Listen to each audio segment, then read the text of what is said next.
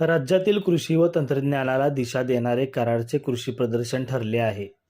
या प्रदर्शनाची उदात्त हेतूने विलासराव पाटील उंडाळकर यांनी पायाभरणी केली. त्यांचा आदर्श घेऊन हे प्रदर्शन दिवसेंदिवस बहरत चालले आहे, असे सांगून या माध्यमातून कृषी क्षेत्रातील नवी संकल्पना राबवली जात आहे.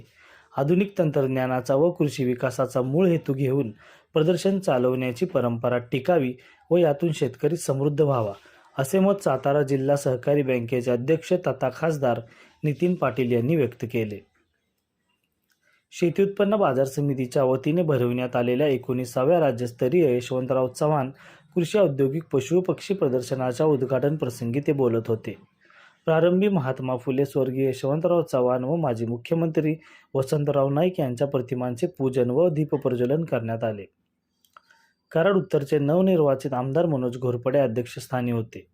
राज्याचे माजी मुख्यमंत्री पृथ्वीराज चव्हाण, माजी राज्यपाल श्रीनिवास पाटील, रयत सहकारी साखर कारखान्याचे चेअरमन ॲडव्होकेट उदयसिंह पाटील उंडाळकर, भाजपाचे जिल्हाध्यक्ष धैर्यशील कदम, भाजपा किसान मोर्चाचे प्रदेश सरचिटणीस रामकृष्ण वेताळ, बाजार समितीचे सभापती प्रकाश पाटील, उपसभापती संभाजी काकडे यांच्यासह सर्व संचालक मंडळ व विविध मान्यवर, तालुक्यातील सर्व शेतकरी उपस्थित होते. लोकहित न्यूजसाठी सरफराज मुल्ला, कराड. गेले 19 वर्ष विलास काकांच्या दूरदर्शी नेतृत्वामुळं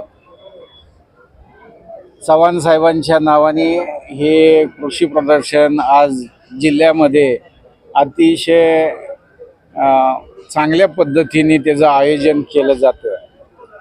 आणि खऱ्या अर्थाने या कृषी प्रदर्शनाची मुहूर्तमेढ काकांनी त्या काळात रोवली.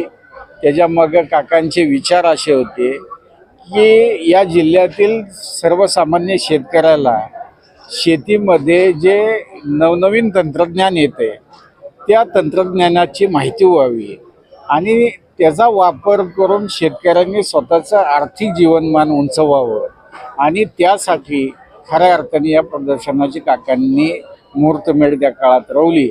आणि आज आपण बघतोय की अतिशय चांगल्या पद्धतीने जवळपास 400-450 स्टॉल आज इथं विविध प्रकारचे आज इथं आपल्याला पाहायला मिळत आहेत. आणि त्या लोकांची भरपूर प्रतिसाद आज पहिल्याच दिवशी उद्घाटन असतानाही आज खूप मोठ्या प्रमाणात लोकांचा प्रतिसाद आहे. आणि 2-3 दिवस अजूनही जिल्ह्यातून सगळी लोक या प्रदर्शनाचा निश्चितपणाने फायदा घेतील आणि त्यांनी तो घ्यावा असं मी या निमित्ताने साताऱ्यातील सर्व शेतकऱ्यांना या निमित्ताने विनंती करेन किंवा आव्हान करेन.